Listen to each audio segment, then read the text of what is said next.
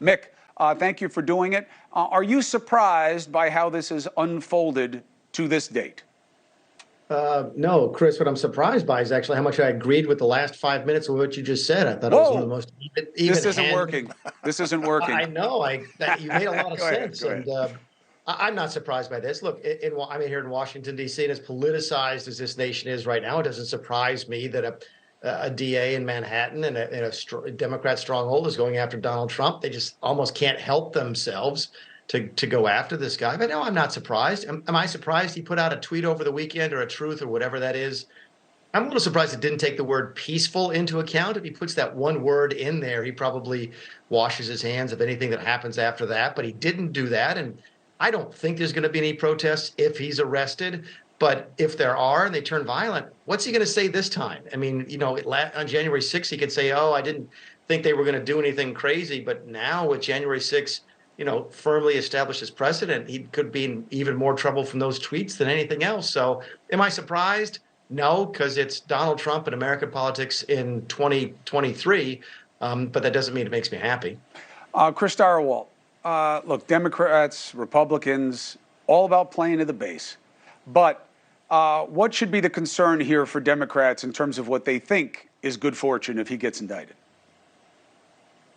Well, look, the reality for Donald Trump is that on the core group, Donald Trump will never be a popular figure nationally in American history. That's never going to happen. He's never going to be a 55 or 60% person. But what Donald Trump can be is a wrecking ball. He can take a third of the Republican Party or 40% of the Republican Party, and if he can get through the nominating process, he can smash into the general election. And if something goes wrong for Joe Biden, if there's a recession, if things go the wrong way on the national stage or international stage, Donald Trump could swing that wrecking ball into Joe Biden. This will strengthen the attachment for core Trump supporters, because remember, the facts in this case are already baked in. From what we've heard, now certainly anything else could be in there, and I don't pretend to know, but if what we've heard is all there is, people already know. I had to explain to my 12-year-old son today about what a Stormy Daniels is and why you pay her not to talk.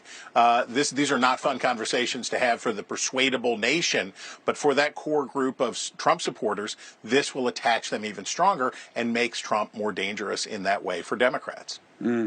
Mick, as we look at it, I'm telling you, the media would rather cover this than get into the tall grass of what these guys are supposed to be doing down in Washington, D.C. It's a lot more interesting than the debt ceiling.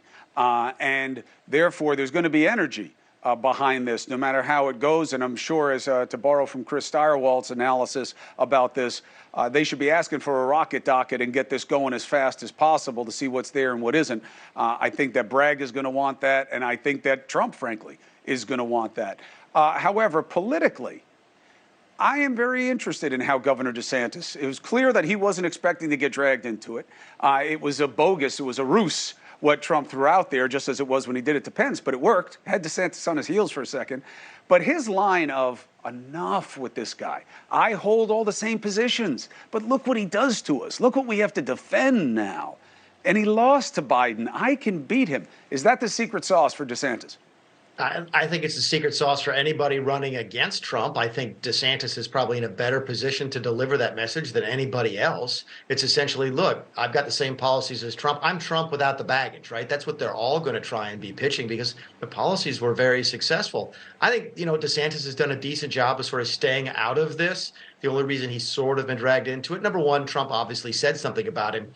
The only way that Ron could really get directly involved is if Trump refuses to surrender. If Trump is indicted and then invited to come and surrender himself to the courts in Manhattan, then it doesn't really bring Ron DeSantis into play. If you want to play the parlor game, what happens if Trump says, no, I'm not going to New York?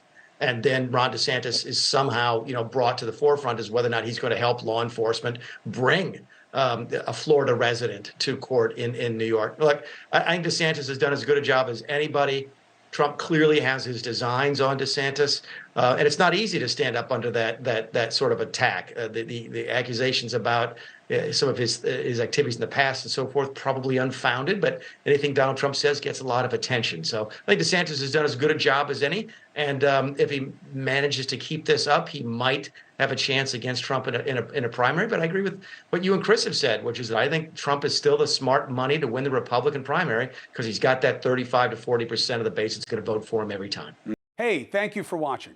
Please go to newsnationnow.com, newsnationnow.com, and you can find News Nation on your television provider. And don't forget to click the red subscribe button down below. Then you will get more of News Nation's fact-driven coverage.